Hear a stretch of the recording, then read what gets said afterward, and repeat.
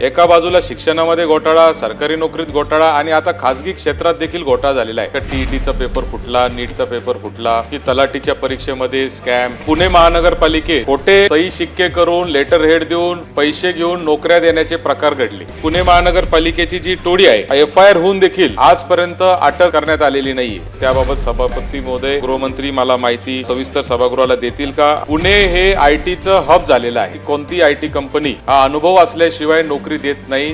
पुण्यात अशी एक टोळी फ्रेशर उमेदवारांना पकडते, त्यांना सांगते की तुम्हाला आम्ही कंपनीचा एक्सपिरियन्स सगळा आणून देऊ, सगळं बनावट बनवून दिलं जातं। 5-5, 10-10 लाख रुपये त्या मुलांकडून घेतले जातात की ज्या पद्धतीने फेक एक्सपिरियन्स सर्टिफिकेट आणि फेक सगळ्या गोष्टी बनवण्याची जी षडयंत्र करून मुलांना फसवलं जातंय, कोणत्या पद्धतीची यंत्रणा आपण त्यासाठी उभी करू शकतो? जी काही तरुणांची फसवणूक होते अर्थातच ते होऊ नये याकरता संपूर्ण सखोल चौकशी केली जाईल।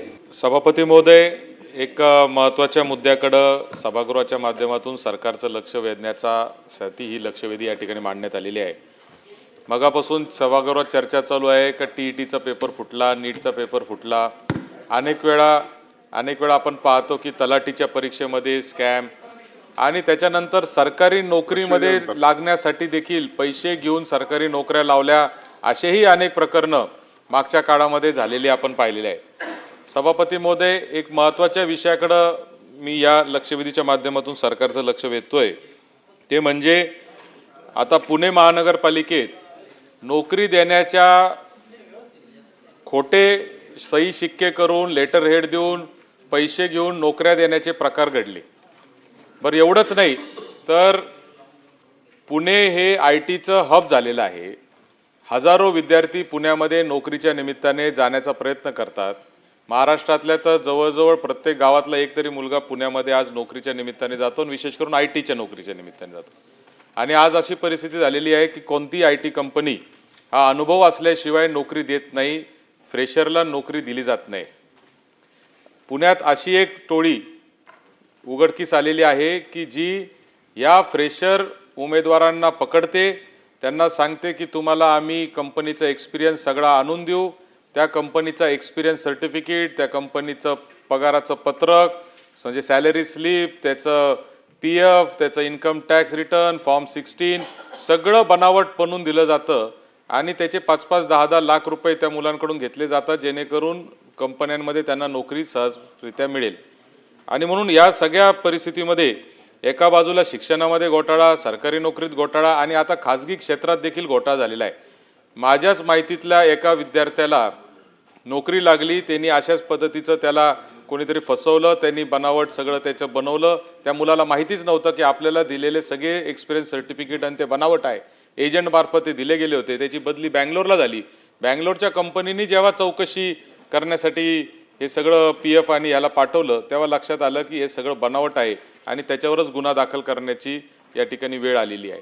आणि म्हणून सभापती महोदय, माझा प्रश्न गृहमंत्री या ठिकाणी बसलेले आहेत, त्यांना स्पेसिफिक माझे प्रश्न असे आहेत की हे पुणे महानगरपालिकेची जी टोळी आहे या टोळीमध्ये देखील एफआयआर होऊन देखील आजपर्यंत अटक करण्यात आलेली नाहीये। एका व्यक्तीचं नाव ज्याच्यामध्ये आलं, 3 लोकांवर गुन्हे दाखल झाले, परंतु अद्याप त्यांना कोणत्याही पद्धतीच्या त्यांच्यावर कारवाई करण्यात आली नाही अशी माझी माहिती आहे। तर त्याबाबत सभापती महोदय, गृहमंत्री मला माहिती सविस्तर सभागृहाला देतील का? हा माझा पहिला प्रश्न आहे। दुसरा प्रश्न असा आहे की हे जे खासगी क्षेत्रामध्ये देखील हे लोन फुटलेलं आहे की ज्या पद्धतीने फेक एक्सपिरियन्स सर्टिफिकेट आणि फेक सगळ्या गोष्टी बनवण्याची जी षडयंत्र करून मुलांना फसवलं जातंय। बेरोजगारी एकीकडे वाढत असताना नोकऱ्या मिळत नाही आणि म्हणून नोकरी मिळण्यासाठी हतबल झालेले पालक आणि हतबल झालेले मुलं हे फेक एक्सपिरियन्स विकत घेत आहेत आणि ह्याच्यासाठी देखील गृह विभागाने काहीतरी प्रतिबंध केला पाहिजे। त्यासाठी काही स्वतंत्र यंत्रणा मंत्री महोदय विचाराधीन आहे का? असल्यास कोणत्या पद्धतीची यंत्रणा आपण त्यासाठी उभी करू शकतो? असे माझे 2 स्पेसिफिक प्रश्न या निमित्ताने। मंत्री महोदय, सभापती महोदय, सन्माननीय सदस्यांनी या लक्षवेधीमध्ये ज्या तक्रारीचा इथे उल्लेख केला आहे आणि ज्या FIRचा उल्लेख त्यांनी आता त्यांच्या प्रश्नामध्ये देखील त्यांनी केलेला आहे। तर 30 जानेवारीला पुणे पोलीस आयुक्तांकडे एक तक्रार दाखल झाली आणि त्या पहिल्या तक्रारीमध्ये एक ओव्हरऑल जनरल तक्रार ती होती आणि कुठली स्पेसिफिक त्याच्यामध्ये उल्लेख नव्हता. तथापि त्यांनी एक फॉलोअप म्हणून त्यांनी मला वाटतं 6 महिन्यांच्या नंतर एक 12 जूनला त्याच व्यक्तीने पुणे महानगरपालिकेच्या उपायुक्तांकडे तक्रार दाखल केली. त्याची प्रत किंवा त्यांनी कुठली त्याची कॉपी त्यांनी पोलीस विभागाला त्यांनी काही दिलेली नाही. परंतु त्या तक्रारीमध्ये ज्या व्यक्तीचा नामोल्लेख त्यांनी केला होता त्या व्यक्तीच्या नावाने 10 फेब्रुवारीला शिवाजीनगर पोलीस स्टेशनला एक तक्रार दाखल झाली होती. ती तक्रार ज्या व्यक्तीने केली होती त्यांच्या भाच्याचा आणि त्यांच्या काही नातेवाईकांची फसवणूक काही ठराविक व्यक्तींनी केलेली आहे असं त्या तक्रारीमध्ये नमूद होतं. आणि त्या अनुषंगाने ज्यांनी तक्रार केलेली आहे त्या तक्रारदारांना आपण जेव्हा जबाब घेण्याकरता बोलावलं तेव्हा आपण त्यांच्याकडे काही डॉक्युमेंटची मागणी केली आणि त्यांनी तसं जबाबाच्या वेळेला देखील त्यांनी तसं नमूद केलेलं होतं की पुढच्या 3 ते 4 दिवसामध्ये आम्ही हे डॉक्युमेंट आपल्याला आणून देतो. तथापि आता ही गोष्ट आहे फेब्रुवारीची. त्याच्यानंतर मार्चमध्ये आपण त्यांना काही पत्रव्यवहार केलं की आपण जबाबाच्या नुसार आपण डॉक्युमेंट आपण सादर करावे. तर मार्चमध्ये त्यांनी कुठलेही तसे डॉक्युमेंट त्यांनी सादर केले नाहीत. जूनमध्ये पुन्हा एकदा आपण त्यांना पत्र पाठवलं आणि त्यांनी पत्र पाठवल्याच्यानंतर किंवा त्यांच्याशी आपण संपर्क केल्याच्यानंतर त्यांनी असं म्हटलं की आमची आता तक्रार आता कुठलीच नाही, आम्ही आमची तक्रार मागे घेतोय. ज्यांनी कोणी आमच्याकडनं जो काही निधी घेतला होता किंवा पैसे घेतले होते ते सगळे पैसे त्यांनी आम्हाला परत केलेले आहेत. असं करून त्यांनी लेखी दिलेलं आहे की आमची तक्रार आम्ही मागे घेतो. त्यानंतर चौथी तक्रार देखील खडक पोलीस स्टेशनला ही दाखल केली गेली होती. त्यामध्ये त्या तक्रारीमध्ये आपण FIR हा दाखल केलेला आहे. परंतु तो जी रक्कम जी आहे ती त्यांच्याच म्हणजे मला वाटतं अमीर शेख म्हणून त्या व्यक्तीच्या विरोधामध्ये ही तक्रार आहे. जवळपास 2,86,000ची ही फक्त तक्रार होती. त्याच्यामुळे देखील काही रक्कम ही परत केली आहे. परंतु तक्रारीचा आणि त्याच्यामध्ये ओव्हरऑल आपण जे काही पाहिलं तर त्यामध्ये आपण एका व्यक्तीवरती आपण गुन्हा देखील दाखल केला आणि आपण पुढील देखील चौकशी आपण करतोय. 5वी तक्रार पुन्हा एकदा शिवाजीनगरला होती. तर नातेवाईकांनीच काहीतरी पैसे घेतले होते तर नातेवाईकांच्या अंतर्गतच त्यांची तक्रार होती. त्याबाबतीत देखील आपण चौकशी चालू केली आहे आणि नक्की त्याच्यावरती देखील दोषींवरती आपण कारवाई करू.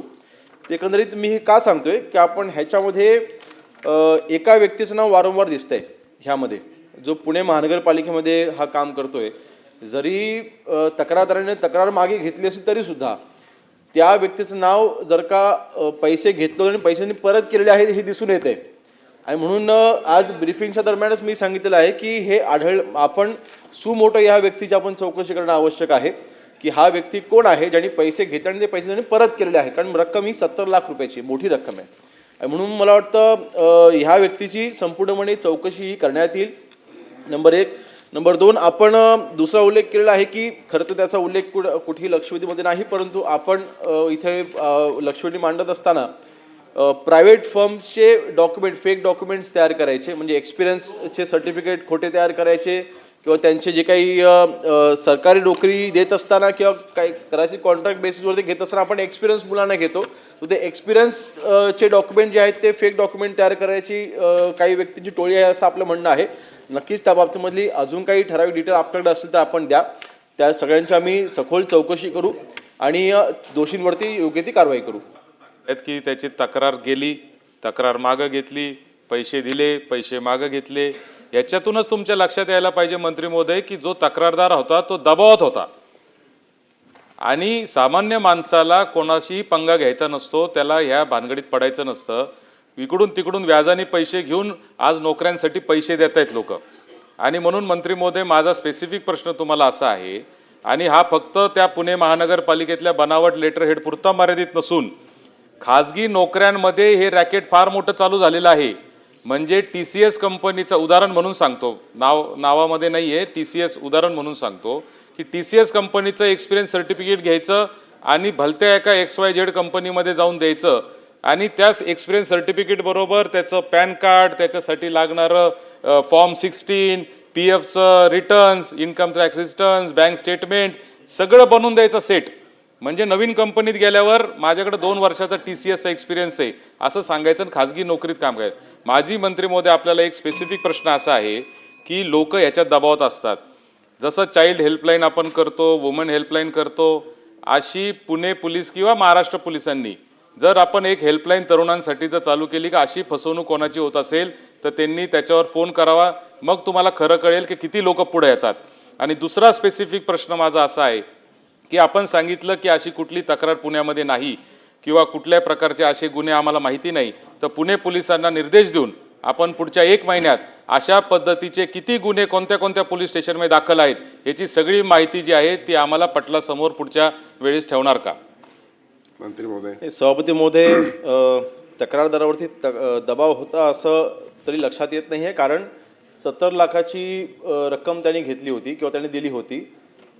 तक्रार द्यायच्या अगोदर त्या व्यक्तीचे 50 लाख रुपये त्यांनी परत केले होते. त्यांनी तक्रार कधी केली? जेव्हा उर्वरित 20 लाख रुपये जेव्हा त्यांना मिळत नव्हते करायचे तेव्हा त्यांनी तक्रार केली. म्हणजे तक्रार ज्यावेळी त्यांनी दिली त्यावेळेला ऑलरेडी त्याला 50 लाख रुपये 70 लाखामध्ये मिळालेले होते.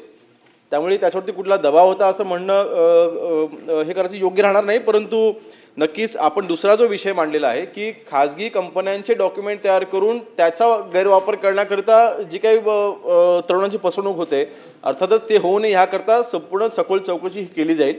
आणि मला वाटतं आता फक्त हा पुण्यासंबंधित हा विषय नाही, म्हणून खरं तर महानगरपालिका क्षेत्रामध्ये किंवा कमिशनरेट ज्या ज्या ठिकाणी आहे त्या ठिकाणी अशा पद्धतीचे टोळी कुठे सक्रियता नाही ना, ह्याची नक्कीच खात्री आम्ही स्वतः करून घेऊ आणि त्याची आम्ही चौकशी करू.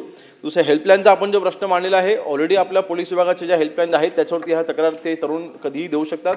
आणि ह्याच्यामध्ये जे तक्रार देणारे आपले किंवा जे कंप्लेंट करणारे आपले तरुण असतील त्यांची हवं असं तर माहिती आपण गुप्त ठेवू, त्याच्यावर आपण कुठेही उघड करणार नाही, जेणेकरून त्यांच्यावर कुठला दबाव असेल तर त्या दबावाच्या पोटी कोणी पुढे येत नाही असं घडत असेल तर नक्कीच आम्ही त्याची दक्षता घेऊ.